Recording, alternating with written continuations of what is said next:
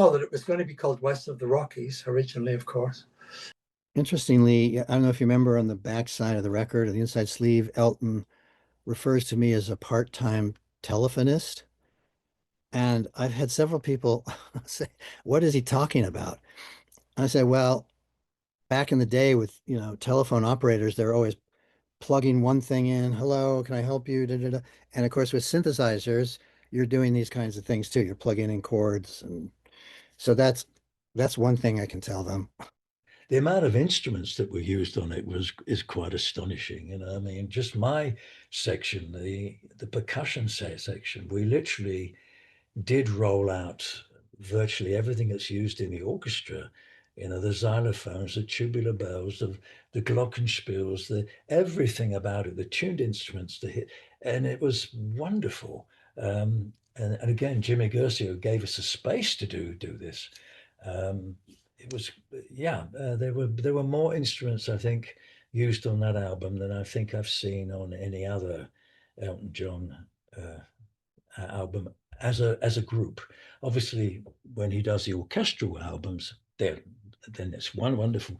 But in the studio, we were stepping over instruments and being very careful, moving them away. But it was wonderful, wonderful. Wondering what to think, what to pick up next.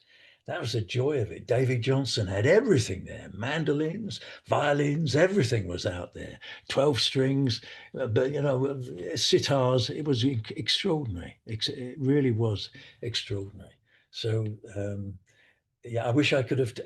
We didn't have mobile phones, thank God, in a way, though those days. Again, we had time to think in those days, but there would have been so many pictures being taken if we did have, because it was such an incredible collection of wonderful instruments. Wonderful. Yeah, that's my. I wish everyone could have seen that. We were a band. So if I was going to say anything, I would say that there's nothing like a band.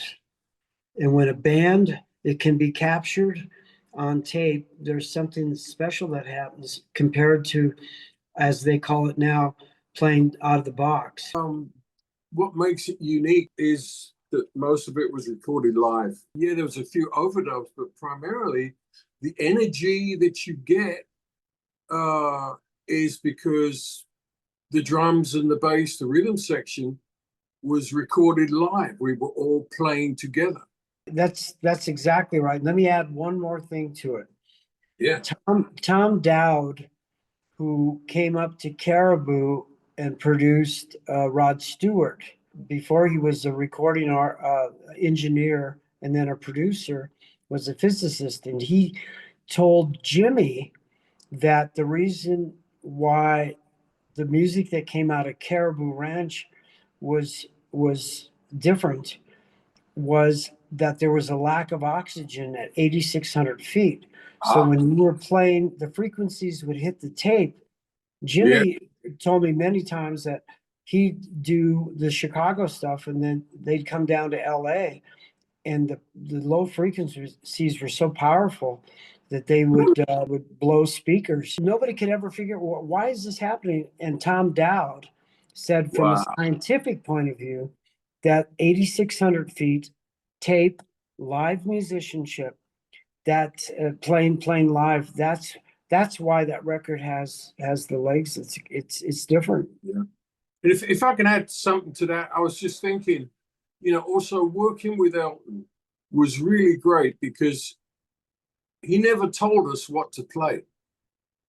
We would just gather around the piano and he'd start playing the song and singing it, and he would always give us free rein to bring our creativity to the table. He would never say, well, I need you to play an E flat here and whatever over here. None of that at all, It was always like he'd play the song and say, what do you think, So there was this thing going on while he's playing the song on the piano, we're gathered around the piano and we're listening. We're listening as to where we can fit whatever whatever opens up for us. So there's that kind of chemistry is involved in it as well. That to me comes through. Absolutely. Absolutely, Caleb, that's so well said, because that's what projects onto the tape. Yeah, yeah, That's exactly right. He let us, there was never any sort of yeah. any restraint on us. Right. Really wasn't. And so I think that's what Caleb says it all right there. It's true. Yeah. We were allowed to be who we are.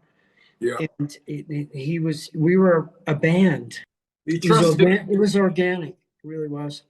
He trusted our musicianship. Exactly.